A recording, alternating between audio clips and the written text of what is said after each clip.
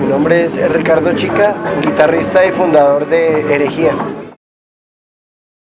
Pues mi inicio en el metal fue bastante particular, digo yo, porque realmente no había antecedentes y podría afirmar que yo no vengo del metal. Mi acercamiento a la música viene desde antes del metal. El metal se descubre posteriormente gracias a una serie de consecuencias. Yo pienso que se inició un poco alejándonos del sonido tradicional de la música que se escuchaba en la casa, la música tropical, ese tipo de cosas, la música, las baladas y todo eso que escuchaban mis padres. Y pues bueno, yo siempre tuve como inquietud por escuchar otras cosas, escuchaba entonces emisoras en inglés, Radio Tequendama, me acuerdo en esa época. Y ahí ya empecé a escuchar como otras cosas, ¿no? Un poco de pop y tal, pero estamos hablando de los años 70, de mi primaria. Recuerdo mucha música negra, mucho folk. Yo recuerdo a Kool and the Gang, The Gap Band, recuerdo Earth, and Fire, Boney M. Eso era lo que escuchaba de niño, ¿no? Lo que de alguna manera me sacaba un poco de lo que se escuchaba tradicionalmente acá, digamos, en el país, ¿no? Entonces yo empecé por ese lado, empecé escuchando otras cosas, pop, funk, ese tipo de cosas. Y bueno, ya con el rock, bueno, pues acá en Colombia tuve la oportunidad de ver un concierto de Génesis, de ver a Monroy, al maestro Monroy, muy pequeño, tenía 12 o 13 años. Y de igual manera, buscando como ese tipo de sonidos, música un poco diferente. Recuerdo estar buscando en una tienda de discos en Chapinero, pues música que encontraba con algún dinero que tenía alguna Navidad o algo así. Y resulta que me encontré con una portada pues bastante llamativa y estaban 4 personajes maquillados y ese tipo de cosas. Resulta que era la portada del Destroyer de Kiss y pues luego pensé que no lo había escuchado, que no sabía de qué se trataba, pero la portada me llamó la atención y pues compré el álbum sin saber qué estaba comprando, sin saber qué iba a escuchar, con qué me iba a encontrar.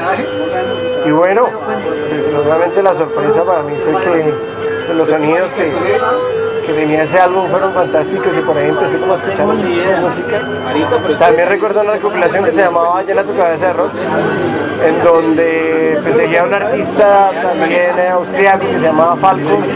Había una canción que se llama Del Comisar, había una versión de esa canción de un grupo que se llamaba After the Fire, y pues también busqué ese disco por esa canción y pues me encontré con varias cosas. Estaba Men at Work, estaba Saga, Asia, otras bandas, y en esa recopilación había un tema de una banda que no conoce que se llama Judas Priest, se llama You Got Another Thing Coming, y lo mismo, iba por otra música y me encontré con ese tema y automáticamente me transportó como a otras dimensiones, como a otros lugares, ¿no? Ese tipo de sonoridad. Igual usaba mucho los musicales, ¿no? El disco, en las películas, el cine, ¿no? Los Bee Gees, Flashdance, toda la música como de esas bandas sonoras. Footloose, recuerdo, de Kenny Loggins, ese tipo de cosas que también me fueron llevando como esos sonidos, pero como te digo, fue pues accidental. Me encuentro con Kiss, con Judas Priest, y a partir de escuchar a Judas Priest y a Kiss, pues ya empecé como a identificarme con ese tipo de sonido, ¿no? Posteriormente, para 1984 más o menos, un familiar, un primo John, que vivía en Estados Unidos, pues para ese año trajo cierta música. Trajo un álbum de una banda canadiense que se llama Rush, el Moving Pictures, y trajo Van Halen, Scorpions, Rat. Encontré ciertos sonidos también que él traía ya de Estados Unidos y pues que aquí pues, no eran populares o no se conocían aún.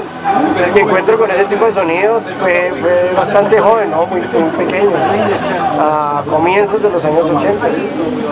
Posteriormente, para 1985 más o menos, 84, 85, en el Colegio Técnico Distrital Francisco José Caldas, pues es la casualidad que que llegó un estudiante nuevo, Nelson García. Nos conocimos desde el bachillerato y bueno, él venía de otro colegio y pues era una persona que tocaba guitarra, fue la persona que me mostró a Led Zeppelin, me mostró a Púrpura, me mostró Black Sabbath, me mostró otras bandas y pues particularmente nos enganchamos con eso, ¿no? Con Black Sabbath, con Led Zeppelin, con él. Y bueno, pues Nelson fue cantante con quien originalmente fundamos la banda. Lo curioso es que pues para esa época no existía el metal extremo, no conocíamos acá el metal extremo, ¿no? Entonces pues fue al revés la cosa, ¿no? Él se encargaba de las guitarras, él se encargaba de tocar, de hacer la música y yo cantaba. Yo cantaba porque pues, realmente no tenía mucha idea de lo que estaba haciendo, pero me gustaba pues más el heavy, ¿no? Las primeras lecciones las tomé de Nelson, y se suponía que yo tenía que tocar el bajo, que la guitarra se me hacía muy compleja, así que empecé a hacer como las figuras básicas de canciones de los Rolling Stones, de Led Zeppelin, de Black Sabbath, ¿no? Smoke on the Water, Escalera al cielo, lo típico. Y bueno, alguna vez conseguí algún dinero en un trabajo y en una compraventa en el centro vi una guitarra, no me aguanté las ganas, se suponía que estaba buscando un bajo, no me aguanté las ganas y compré esa guitarra sin idea de cómo tocarla, ¿no? Aparte de algunas ideas que me había dado Nelson. Pues ya en la casa y en un tiempo que estuvimos como inactivos o desconectados con Nelson, pues accedí a una academia que queda en el barrio de música popular, de guitarra popular, y aprendí rancheras, boleros, cosas que agradezco entre otras cosas porque pues me dieron como otra perspectiva de lo que era la música y la guitarra, baladas, rancheras, boleros, música popular, y bueno, ahí ya entendí un poco la lógica del instrumento. Otra vez cuando nos volvimos a encontrar con Nelson, entonces pues estuvimos compartiendo con él el tocar guitarra, ¿no? Él tocaba guitarra y cantaba, yo solo tocaba guitarra. Y más adelante, pues cuando existía la posibilidad de conseguir tablaturas en varios almacenes musicales, pues bueno, aprender ahí con los numeritos y lo típico, porque pues academias de música como tal no habían y digamos recursos técnicos como internet y demás tampoco. Entonces, bueno, cada vez que conocía a una persona que tocara más, pues yo me le pegaba y aprendía lo que me pudiera transmitir, y a través de las revistas de guitarra también, ¿no? Guitar Player, Guitar World, pues conocía gente como yo de Satriani, Mi Marcin y demás, y pues obviamente estábamos a años luz de cualquier acercamiento a ese tipo de calidad musical, pero obviamente se aprendieron cosas y ya digamos existía la posibilidad de sacar las canciones a partir de tablaturas que eran mucho más exactas, ¿no? Yo pienso que por ahí empezó la cosa, y después pues ya me puse muy juicioso a estudiar, pero no formalmente, sino con personas que eran músicos profesionales, sobre todo de guitarra clásica, y bueno, ya de pronto la música se hizo un poco más compleja, de tal manera que Nelson dejó de tocar guitarra y cantar y se dedicó solo a cantar, y yo me dediqué solo tocando guitarra. Con Nelson ya teníamos la idea desde el colegio, luego yo me fui a prestar servicio y nos reencontramos en la Universidad Distrital, hice 2 semestres allá de una ingeniería, y pues seguimos con la idea, seguimos como explorando cosas, pero cuando me retiro y empiezo a estudiar la licenciatura en la Universidad Pedagógica, ahí realmente donde se concilia la cosa. Entonces conocimos a un compañero de mi semestre que tocaba música, tenía amigos músicos, y empezamos a hacer covers de AC/DC, de Led Zeppelin, de Barón Rojo, cosas de esas, pues covers entre comillas, no eran acercamientos a esos temas porque pues obviamente no estaban tan bien estudiados como puede ser ahora. En ese momento ya con Nelson decidimos meternos como en esta línea, ya los dos tocando guitarra, y conocimos a un compañero de tecnología, Huber Gómez, que un hermano de él estaba en una banda muy antigua de Manizales que se llama Producto Metalizado, y bueno, él tenía instrumentos también, él hacía guitarras, y bueno, a través de él empezamos a tocar también juntos, pero él se dedicó a tocar el bajo, entonces consiguió su bajo, Nelson y yo en las guitarras, y una persona, compañero también de la universidad, de nuestro semestre, ese primer semestre, empezó a bueno, se consiguió una batería y armamos la banda con él. Tenía unos nombres pues más extraños, pero yo tuve muy claro que desde el comienzo se iba a llamar Herejía y la bauticé como Herejía y empecé a componer ya digamos en la línea de lo que fue nuestro primer trabajo. Pues por cuestiones diversas esa situación con ese baterista no funcionó y bueno, había un grupo de amigos que se llamaban, bueno, Urián Sarmiento y Iván Altafulla y esta gente de una banda que se llamaba Minoría Hardcore, que nos apoyó bastante, nos ayudaba con las baterías y demás, y él nos presentó a Jorge Patiño. Jorge Reinier Patiño era un músico que vivía en Galerías, que tocaba en una banda de covers de Judas Priest y cosas de esas, aunque a él le gustaba el metal más extremo, ¿no? A mí me gustaba mucho Parabellum, me encantaba Reencarnación. Yo pienso que Reencarnación fue la banda, aparte de Celtic Frost y esto, yo pienso que Reencarnación realmente fue la banda que me enganchó en el metal extremo. Y bueno, nos presentó a Jorge, él pues tocaba, como les decía, en esta banda de covers de heavy metal, pero él realmente quería tocar metal extremo. Entonces cuando le mostramos lo que teníamos, que yo insisto era muy rudimentario, pues a él le gustó mucho, se enganchó con eso. Muchas gracias. Se enganchó con eso y ahí ya fuimos los cuatro, Huber, Jorge, Nelson y yo, con los que grabamos el primer disco. Ya a partir de ahí se formó como tal Herejía en el año 1990, finales de 1990. ¿Por qué Herejía? Yo pienso que hay una identificación clara en cuanto más bien al tema de la libertad de pensamiento.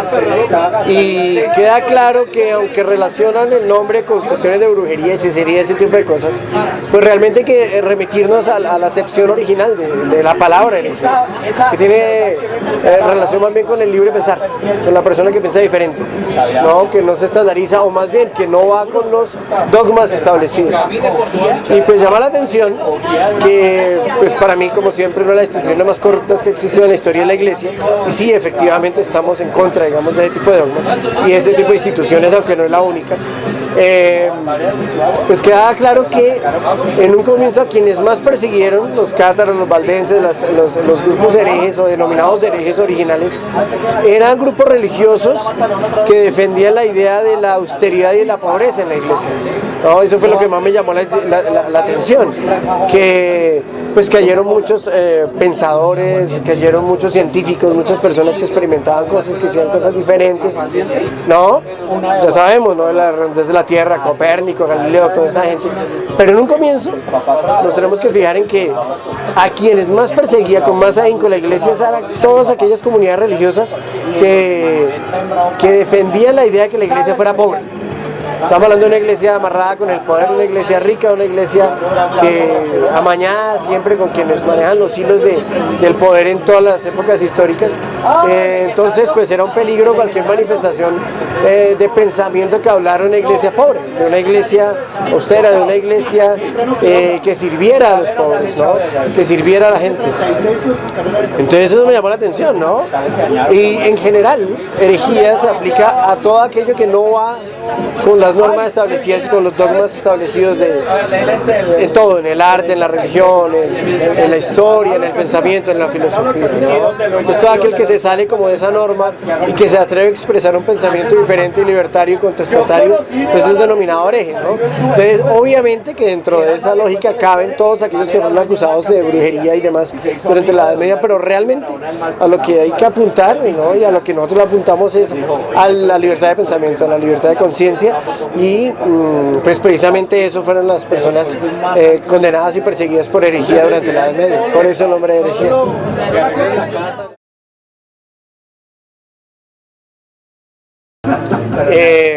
Para esa época la escena del hard rock en Bogotá era una escena que se movía como por ciertos sectores sociales, ¿no? Estamos hablando de el Parque El Virrey, el Autódromo de Tocancipá. Estaban bandas que a mí me encantaban, como Escape, Salvatore, con Gustavo Rueda, que me encantan, bandas como Excalibur, y obviamente ya existía Kraken, Pero ¿qué pasa? Digamos que nuestro mensaje y nuestro origen, ¿no? Nuestro estrato social nos generaba como otro tipo de inquietudes diferentes y otro tipo de mensajes que de pronto en estos grupos no era tan patente, ¿no? Nosotros nacemos por el lado de Quiroga, Fátima, de todas esas zonas, y pues realmente hay una problemática diferente y una identificación social diferente, una identificación de clase diferente. Entonces a mí siempre me han gustado, obviamente, el heavy metal clásico y el hard rock tradicional, nunca me ha dejado de gustar, pero estaba claro que a nivel ideológico ahí ya no había una identificación como clara. Entonces hay una mezcla con el punk, con esas letras contestatarias, con esas letras que hablaban de rebeldía social, y pues ya después uno conociendo a bandas como Celtic Frost, con Hellhammer, Bathory, ya entendimos que la cosa era por ahí, no era tanto replicar los gustos y lo que escuchábamos, sino era a qué público queríamos dirigirnos y cuál era el mensaje, cómo queríamos transmitir ese mensaje. Y era claro que el metal extremo era el que le estaba apuntando como a ese tipo de inquietudes sociales. Por eso, digamos, nos fuimos por ese lado, ¿no? Obviamente Slayer, Venom, Possessed, todas esas bandas que iniciaron por ahí nos dieron como esas pautas, ¿no? de cuál era el sonido que buscábamos. Pues evidentemente la rumba, el tema del código de policía, ese tipo de cosas no existían, pues en la forma en la que existen ahora, de tal manera que la rumba seguía derecho. Pero bueno, evidentemente estamos hablando de los lugares de los melómanos acá en la 19, donde empezó a distribuirse ese tipo de música, obviamente el Sastre, Mordiscos, Rolling Disc, pero era muy marginal la cosa, ¿no? Entonces todo lo que llegaba se repartía, se compartía, pero era difícil, más bien había forma de contactos con sites de otros países en donde a través de apartados aéreos se enviaba la música y se recibía la música también. Pero en esa época empezaron a llegar las revistas como Metal Hammer o Kerrang, y pues uno a partir de ahí se informaba de cosas. Y bueno, más adelante pues obviamente ya programas como Metal en Estéreo y Lucho Barrera, que inició con la distribución de más bien a dar a conocer eso, a dar a conocer ese tipo de música, ¿no?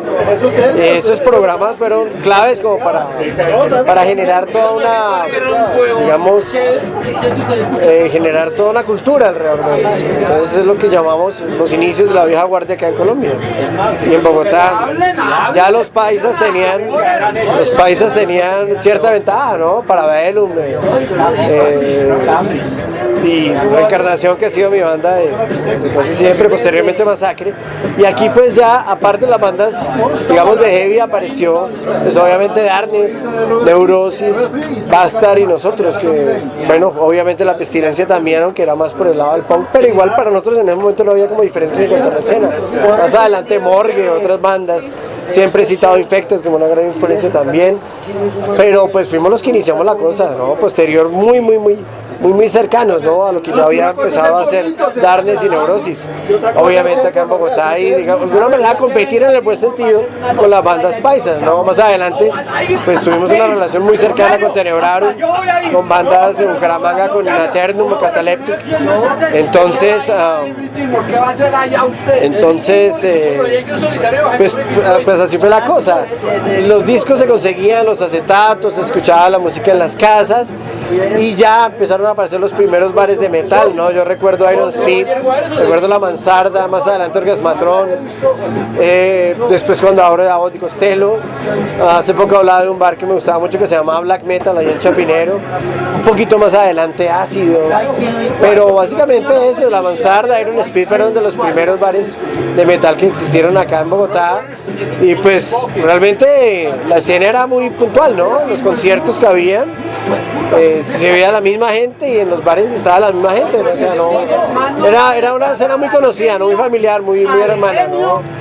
Muy solidaria. Así era más o menos, digamos, la escena a comienzos de los años 90, finales de los 80, después de los años 90 acá en Bogotá. Durante esa época se generó una particularidad y fue el enfrentamiento con los calvos, ¿no? existían varias facciones de calvos, pero resulta que se volvió. Recuerdo uno de nuestros primeros, el segundo concierto tal vez fue que en mi casa con Neurosis, con Sentencia, año 91 si no estoy mal, en donde digamos el ritual era el mismo. Se citaban los metaleros, llegaban, el sonido, digamos, no habían especialistas o ingenieros o compañías de sonido especialistas en eso. Entonces, pues hacían con sonidos, digamos, con compañías de sonido, digamos, tradicionales, por decirlo de alguna manera. Y con los amplificadores que se conseguían. Yo tocaba con la distorsión y con el amplificador que hubiese, porque pues no tenía, digamos, equipos como para llevar mi sonido, digamos, como ya obviamente ocurre actualmente.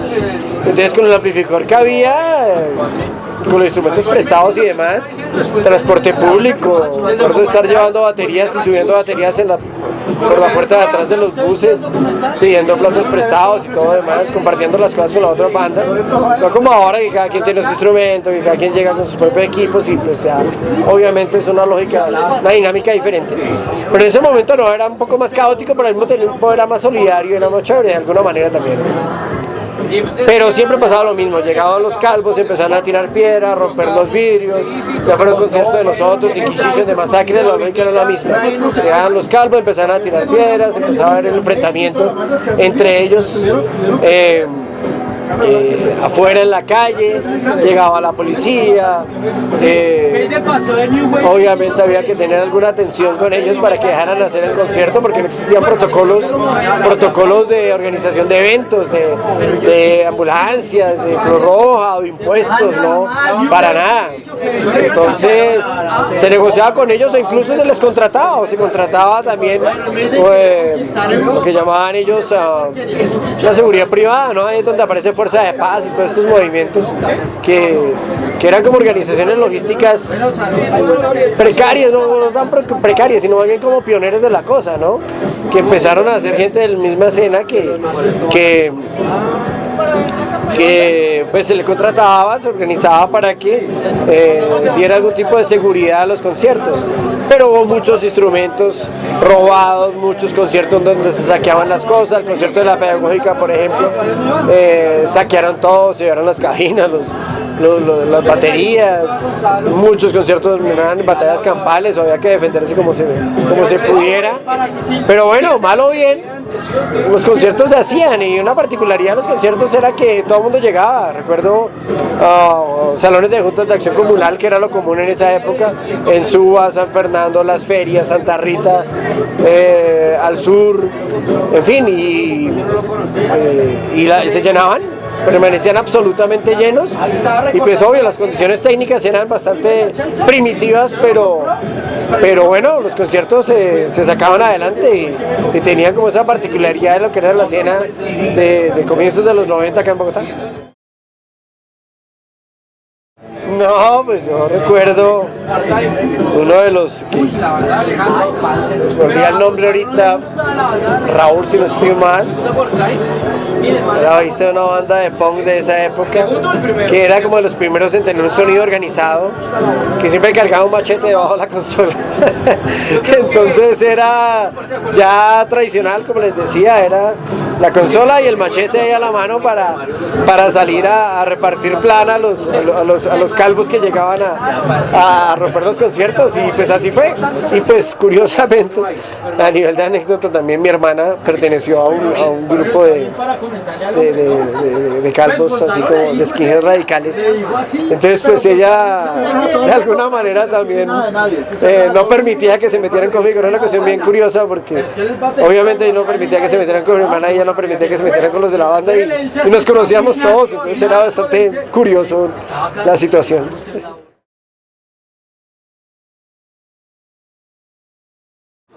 Bueno, en cuanto a la evolución, pues nuestro primer disco salió en el 94, que fue, digamos, toda la producción que tuvimos desde el 91 o desde el 90 hasta el 94. Pero luego, ya en el 95 se da el primer Rock al Parque. Y pues siempre estuvimos escuchando muchas cosas, ¿no? Bueno, ya para el 95 ya llevaba un año, nuestro disco se vendió muy bien. pero yo ya tenía como otras ideas en la cabeza, ya había empezado a escuchar otras bandas, mucho Dream Theater y ese tipo de cosas, ¿no? Esa sonoridad con teclados cuando los incorporamos en el 95 no vienen de modas actuales, de bandas de black metal o bandas sinfónicas o Therion, todo eso viene antes de eso, fue lo que llamo evolución convergente, o sea, casualmente vamos a adquirir sonidos que después, que posteriormente encontramos en ese tipo de bandas como Evil Murder o Cradle, pero realmente Samael o Emperor, pero realmente nosotros no empezamos a tocar o meterle teclados por ese tipo de banda. Nosotros de alguna manera no las conocíamos y éramos anteriores a ese sonido. Fue más bien por el lado de Dream Theater, de Rush y de otras bandas, específicamente Rush, que ya nos llenó. Conocimos a César y a unos músicos que venían de una banda que se llama Coda, y ahí vinculamos el sonido de los teclados y un poco más, digamos, progresión entre comillas, lo que quisimos hacer con la banda. Incluso hemos pensado cambiar el nombre de la banda, ese tipo de cosas, porque los tiempos habían cambiado, pero no, lo que hicimos fue involucrar teclados a los temas de herejía y componer ya con base en ese otro nuevo instrumento. Y ya en Rock al Parque en 1996, en la segunda edición, ya teníamos teclados incorporados como parte fundamental de herejía. Bueno, y en cuanto a la recepción del público, no, es claro, aún hoy hay gente que critica mucho el sonido actual, que ya es mucho más sinfónico, no es colocar teclados, todas esas opiniones, a quienes les gusta el sonido crudo anterior, está muy bien, pero pues queda claro que no lo hicimos por moda ni nada por el estilo, lo hicimos porque teníamos otra inquietud. Yo como músico, a medida que iba creciendo, ¿no? Empecé a tener otros intereses más bien musicales y un tipo de complejidad mayor también en la composición, y fue por eso y bueno, aquellos que no les gusta el sonido, que no les gustó la transición, o aquellos que digamos no les gusta el sonido actual sinfónico de composición orquestal, pues lo respeto sus opiniones y todo por el estilo, pero evidentemente es algo que ha surgido de nosotros y de nuestras propias inquietudes, y no podemos, digamos, hacer música sin estar contentos con lo que hacemos y sentirnos bien con lo que hacemos, y pues nada, simplemente ha sido parte de nuestra evolución, digamos. En 1994 por fin se graba el Extractum Ex Infernis.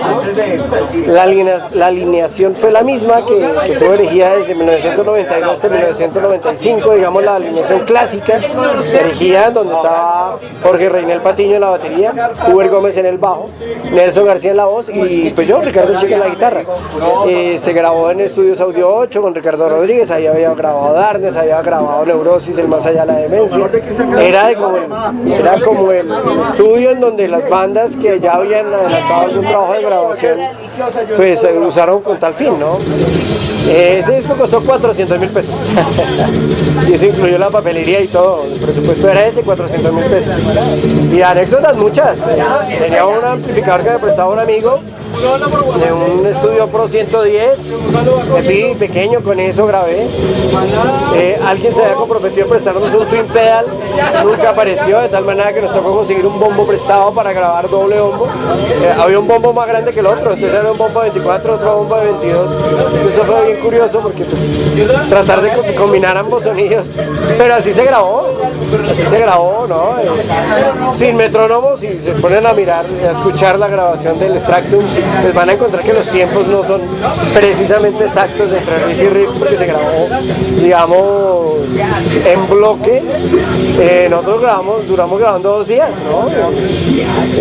Hoy en 2 días apenas creo que se alcanzan a grabar las baterías de un tema. Eso fue en 2 días y las guitarras y los bajos se grabaron de un solo golpe. Y bueno, aparte grabé los solos, que fue lo único que se grabó, digamos, encima. Teníamos, el Extractum tiene una introducción que es un manifiesto de una asamblea de brujos, pero realmente nosotros teníamos preparado otra cosa. Pero curiosamente en el momento en el que Nelson estaba grabando lo que teníamos preparado para la introducción del disco, llegó la esposa que tenía Nelson en ese momento, le pareció muy blasfemo lo que estaba diciendo, entonces fue un agarrón chistoso, digo chistoso, yo estaba muy estresado, el tiempo corría, estábamos grabando y simplemente no le permitieron a Nelson grabar. lo que originalmente habíamos dicho que tenía que decir. Nos tocó cambiar el discurso por otro apartado de ese mismo tratado que habíamos conseguido en un libro que pedí prestado de la Luis Ángel Arango. Y ya se grabó en un super VHS, en una cinta análoga por supuesto, y pues nada, no había forma de cortar y pegar, eso es actual, eso no existía, eso era como una máquina de escribir igual, había que grabar de chorro y pues como quedó.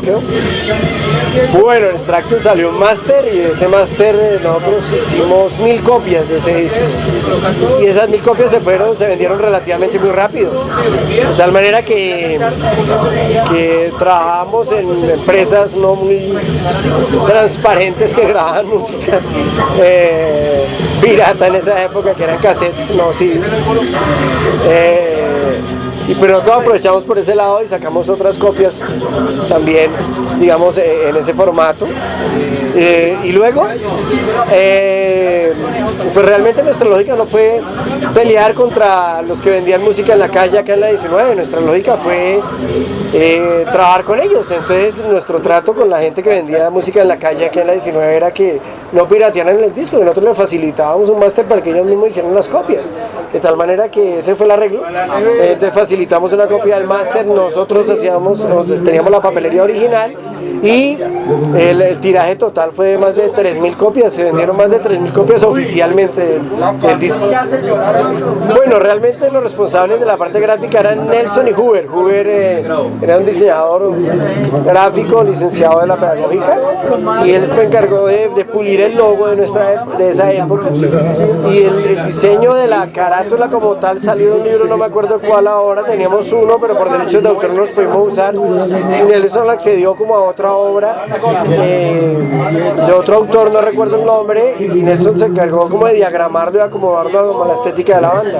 Entonces fueron Nelson y Huber los que se encargaban como de la parte visual, el diseño de las camisetas de esa época y toda la parte, digamos, de imagen de la banda en ese momento. De alguna manera el tema religioso está ahí siempre subyacente, el tema de la corrupción de la iglesia, de la doble moral, el tema de la muerte, no como la muerte no como fin, sino más bien como aquello que da significado a las cosas que hacemos.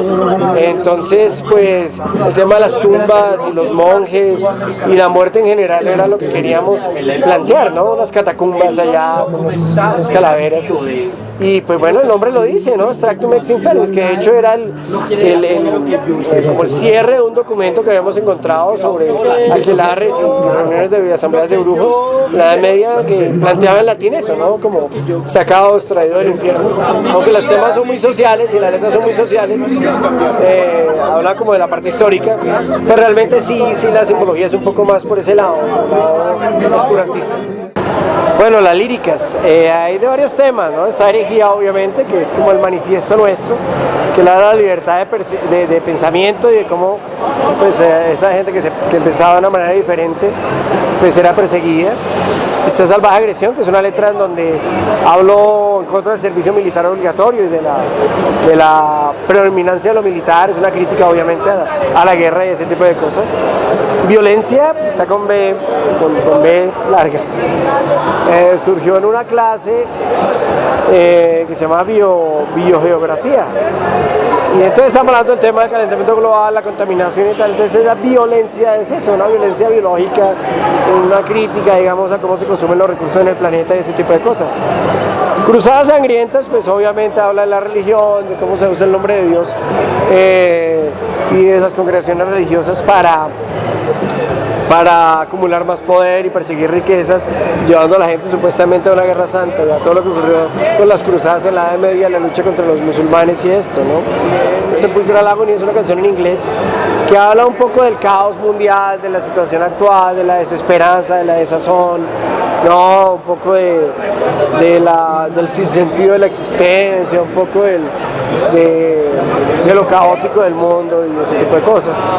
Tribulación habla de del fin de los tiempos, de la típica, digamos, iconografía de todas las creencias de religiones que hablan sobre el fin del mundo y tienen sus propias leyendas y sus propias historias respecto a cómo va a terminar eso, ¿no? El Armagedón, el Apocalipsis o como lo quieras llamar, de acuerdo a la cultura que sea, en todas es común eso, ¿no?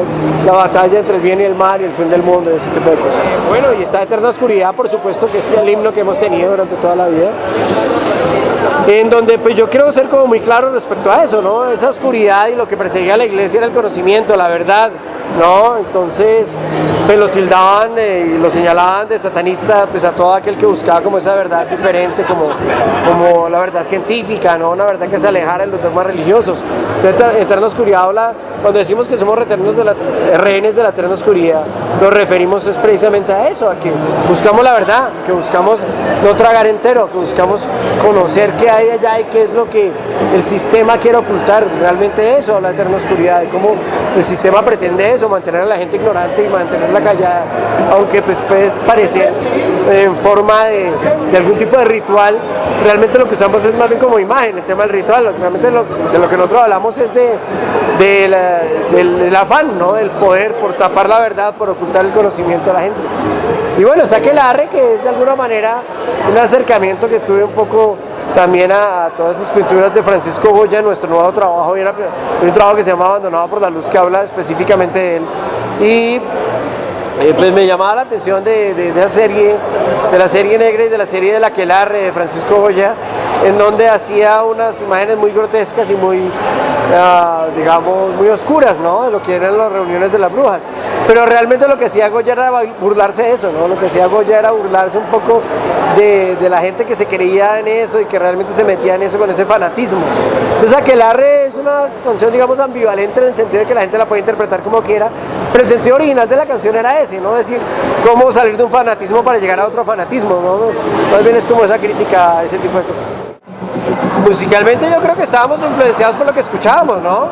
Hay mucho hard rock y mucho heavy metal, por supuesto, y los riffs tradicionales, pero muy por el lado como oscuro de la cosa, ¿no? Black Sabbath, no tanto por el lado virtuoso, muy Judas Priest o Zeppelin, por el lado místico tal vez, pero era más bien oscuro la cosa, ¿no? Muy básico, muy Black Sabbath, muy pesado, muy oscuro.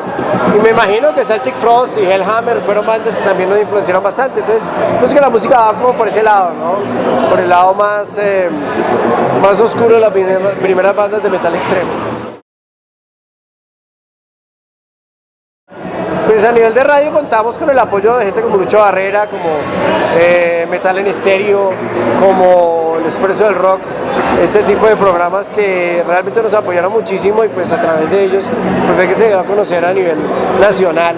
También la Cortina de Hierro, como el Metal en Medellín, tuve la oportunidad de ir a Medellín a conocerlo y hablar de la banda allá, en Bucaramanga, en muchas ciudades del país pues se puede distribuir la música. Pero bueno, la distribución, pues no existían labels, no existían sellos, nada de eso. Simplemente era a mano, con amigos, en los conciertos. Y bueno, acá en la 19, yo pienso que acá fue el lugar, Top Musical, Rolling Disc, y la gente de la calle, los que les decía, nosotros no entramos como en esa pelea con ellos por distribuir la música, sino todo lo contrario. Nos encargamos de que ellos nos colaboraran porque eran una fuente importante de distribución. Entonces, pues, quienes vendían los demos en la calle, fueron los responsables de la venta de la mayoría de los cassettes. El Sastre, por supuesto, en Mordiscos, que fue un clásico, que también nos colaboró mucho en la distribución, y pues así se vendió el disco, básicamente. Pues Medellín siempre fue un objetivo, Bull Metal nos colaboró muchísimo, que fue baterista de Masacre, de Typhon. Tuvimos la oportunidad de distribuir allá el material, tocamos muchísimas veces con Masacre y con Tenebrarum, de tal manera que ellos también, a través de ellos y los almacenes de música aquí en Medellín, se distribuyó el disco de Medellín y gustó mucho. Pero yo pienso que una de las ciudades que más acogida nos dio fue Bucaramanga. Jorge, el baterista de esa época, es de Bucaramanga y también tocamos varias veces en Bucaramanga con bandas de allá, In Aeternum, Cataleptic, bandas muy buenas, en una escena muy buena, la escena santanderiana, y Bucaramanga fue una ciudad que nos acogió mucho. Curiosamente la costa también, había una escena incipiente como tal, pero la costa nos apoyó mucho. Y bueno, en el eje cafetero, con Belial, con la gente de Ángel Negro de Cali también, Inquisition, que eran grandes amigos nuestros, entonces en Cali, en el eje cafetero, en Medellín, en Bucaramanga, y en la costa básicamente esas fueron las ciudades que nos apoyaron bastante. Bueno, digamos la formación clásica de Herejía, la de Jorge, Huber, Nelson y yo, duró desde finales del 90 hasta 1995, a comienzos de 1995. ¿Qué ocurrió en 1995? Bueno, pues vinieron otras corrientes, otros sonidos, un metal más alternativos, cuando aparece Pantera, Pronto, estos sonidos. Y pues Jorge, nuestro baterista, también tenía como otras inquietudes y pues siempre todo fue muy amistoso, afortunadamente. Y Jorge cambió, se fue a una banda que se llamaba Cabeza de Jabalí con Anwar, con muy grandes amigos también que tocaron en esas bandas, buscando también otras sonoridades que para esa época se empezaron como a solidificar acá en la escena del metal en Colombia. Y eso está muy bien, ¿no? Porque era buscar otros sonidos, cambiar un poco de alternativas a lo que era el metal tradicional. Pero pues nosotros, o personalmente yo, siempre seguí muy fiel al metal como tal, innovando, evolucionando, pero siempre muy fiel al metal como en sus raíces más puras, ¿no? Se integraron Oscar en la batería y César en los teclados, que venían de una banda también ya con bastante recorrido en Bogotá, que se llamaba Coda. Y bueno, Huber continuó con otros un rato, después, más que por diferencias musicales, yo pienso que también se había perdido un poco el interés, y a nivel personal pues Huber también tenía como otros intereses, y pues ya cambiamos de bajista, tuvimos varios músicos, digamos, en ese puesto. Para Rock al Parque en el 96 pues estábamos Nelson, César, Oscar y yo, y estaba Luis Alfonso Cruz, Ocho, en el bajo, bajista fenomenal, que nos acompañó durante mucho tiempo. Luego, pues ya saben, Nelson tuvo que irse de Bogotá, se fue para Santa Marta, se fue su carrera como tatuador profesional, uno de los mejores del país. Y bueno, ahí ya fuimos otro cantante, Samael, que nos acompañó un buen tiempo. Oscar nos acompañó también en la batería un buen tiempo, pero ya en los teclados César también, por cuestiones personales, ya también tomó como otros rumbos, ¿no? Y bueno, tuvimos para el Metalmanía del 2008 otro teclista y un gran amigo, Hugo, un gran músico de una banda que se llama Cactopus. Nos colaboró mucho tiempo en el bajo durante esos espacios de tiempo. Nelson ocasionalmente venía y cantaba, o pues Samael estuvo con nosotros en la voz un tiempo, pero luego ya fue cuando encontramos a Andrés Triana, un muchacho muy joven, 17 años en ese momento, que nos acompañó al concierto con Neurosis en Santa Marta, el reencuentro con Nelson. Y pues Andrés desde ese momento se volvió parte fundamental de la banda, ¿no? Andrés es un músico clásico, una formación bien fuerte, bien solidificada en cuanto a orquestaciones, en cuanto a la música clásica, y ya con él la cosa evolucionó no solo a meterle teclados a los temas, sino a crear realmente lo que llamamos metal sinfónico, ¿no? Y pienso que es el gran plus que tiene la banda hoy, que es la composición sinfónica como tal alrededor de la música. Y todo eso se debe gracias a Andrés Triana. Luego entra Diego Morales en la batería, que pues le dio también su toque profesional y de seriedad a la cosa. Yo pienso que a partir de la incorporación de Diego y de Andrés es cuando la banda ya toma el camino y el rumbo definitivo a grabar lo que es el nuevo álbum, ¿no? Renación sin Tenebris.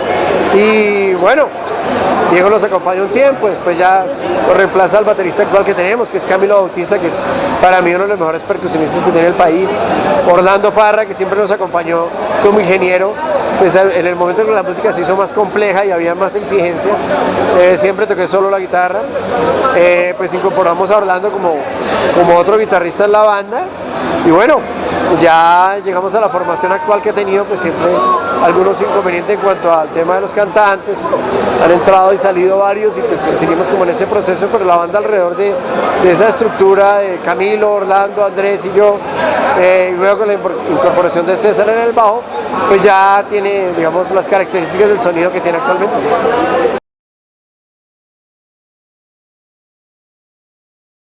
La inactividad de la banda durante varios años, y realmente quienes han estado siguiendo a la banda, quienes han estado cerca de la banda, se han dado cuenta que la banda nunca ha parado. Ha tenido ciertos momentos en donde ha habido unos picos más bajos en cuanto a presentaciones y demás, pero realmente la banda nunca desapareció, nunca planteó una separación ni nada por el estilo, siempre estuvo tocando, de pronto no en los primeros planos a nivel nacional, pero nosotros hicimos varias grabaciones después del extracto, pero nunca cumplieron como los estándares de calidad que yo pretendía. No me gustaron, no salieron al aire, no salieron al público, por decirlo así. Hasta, como les digo, que entran Andrés Triana y Diego Morales, que ya ahí sí se consolida un trabajo como tal. de la calidad que nosotros queríamos, ¿no? Hubo una inactividad como tal, excepto tal vez cuando nuestro baterista Diego Morales, que también está en Charm Design, en una gran banda, y Siberia Orgánica, otra gran banda, pues tuvo problemas de salud. Entonces en ese momento sí nos tocó parar, nos pararon un año largo mientras él se recuperaba, mientras podía volver, porque con él se había consolidado, digamos, el trabajo actual, ¿no? Y pues fue básicamente eso, no fue como tal un periodo de inactividad, sino fue el buscar los músicos precisos para plasmar el sonido que queríamos.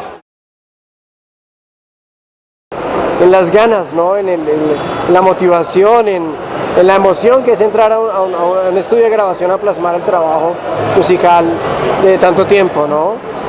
Esas serían las similitudes. De resto, para nada, las diferencias son absolutas. Primero la tecnología con la que se grababa, ¿no? Ahora todo es digital.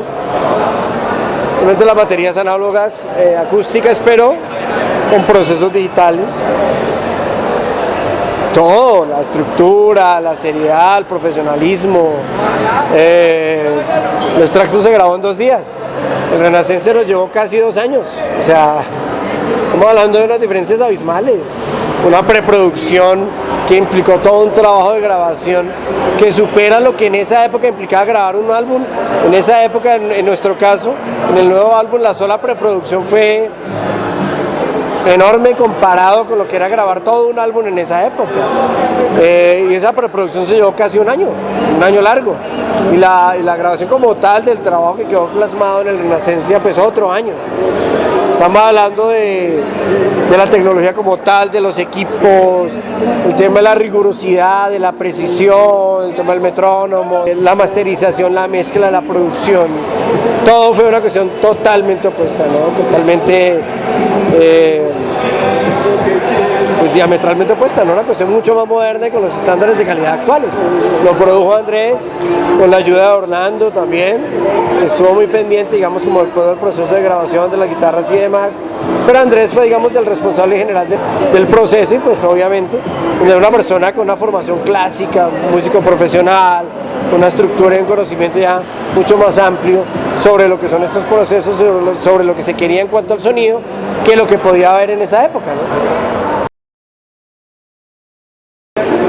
Bien, la idea de relanzar el demo original en formato CD es algo que se había planteado ya hace mucho tiempo y habíamos recibido muchas propuestas, varias propuestas, pero concretamente pasa lo siguiente: con los estándares de calidad actual pues nos demoramos bastante como en pensar. De hecho, varios de esos temas se regrabaron, 2 aparecieron en el Renacencia, obviamente con la sonoridad actual, pero la idea de sacar el demo pues tuvo como muchos pros y muchos contras, pero llega un momento en el que queda claro que primero, hay que decirlo claramente, no había nada de que avergonzarse respecto al sonido antiguo, el sonido era lo que había en esa época.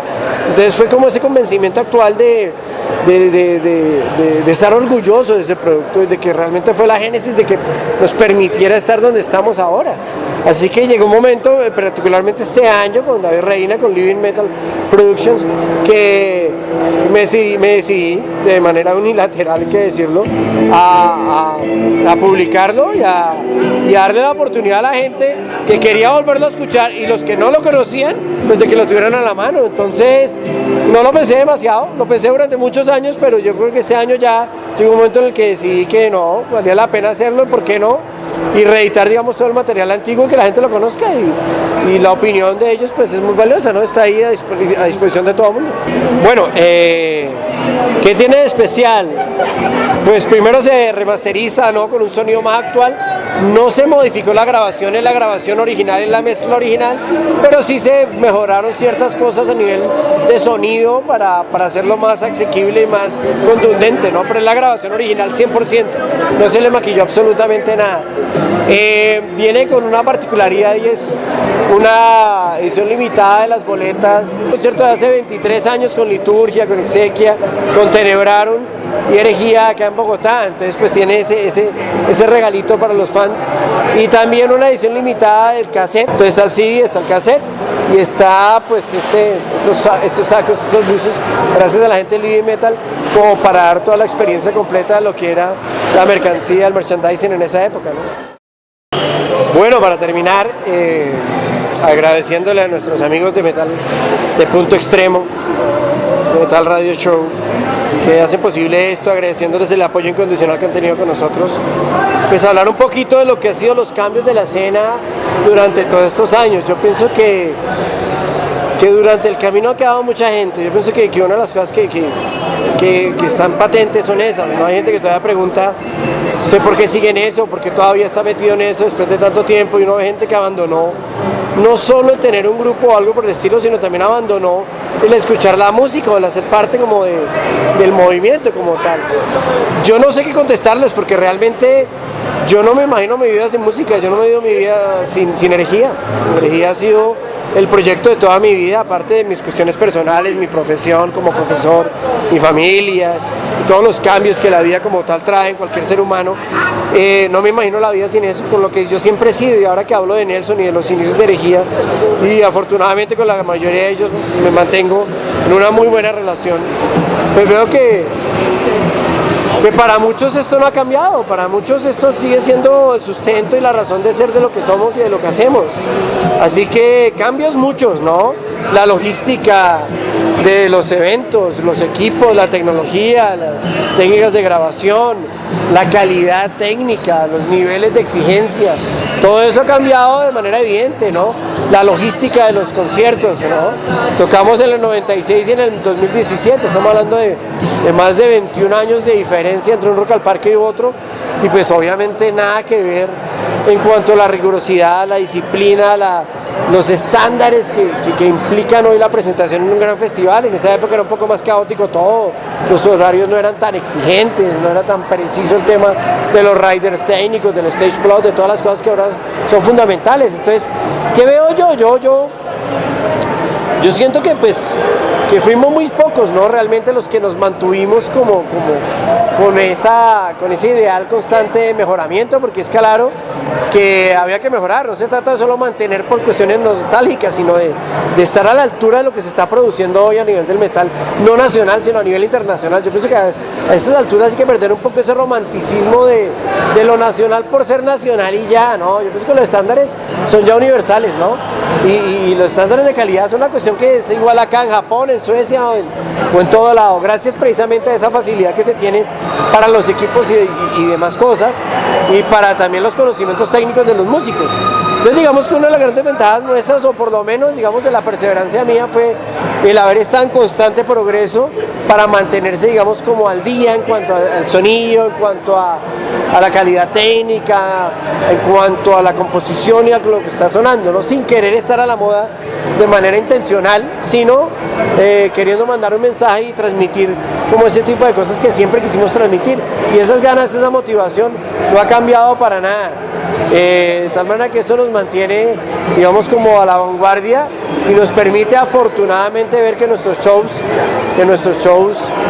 tienen la calidad, ¿no?, que se requiere, y que todo lo contrario, lo que encontramos hoy en Energía es una banda que está a la altura, no de la nostalgia y no de esa vieja guardia, de eso que era chévere para aquellos que en esa época escuchaban el metal, sino a la altura de las grandes bandas a nivel mundial. Y pues eso suena un poco, digamos, falta de modestia, pero bueno, realmente esa convicción de que estamos ofreciendo un producto de calidad para los estándares actuales, para los estándares contemporáneos, es los que nos mantienen motivados para seguir adelante.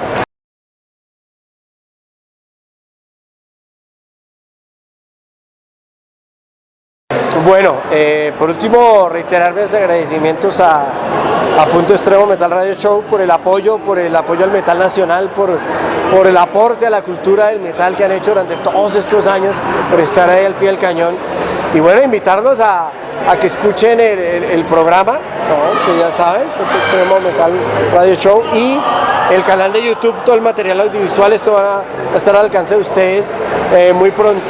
De igual manera, pues invitarlos, ¿no?, a que adquieran nuestros productos. Está la reedición del disco, la reedición del disco en cassette, la reedición del disco en CD, el material de las camisetas antiguas y el nuevo material del Renaissance in Tenebris, con todo también el merchandising que está disponible para todos ustedes. Muchas gracias por el apoyo y todo el soporte, ¿no? Muchas gracias.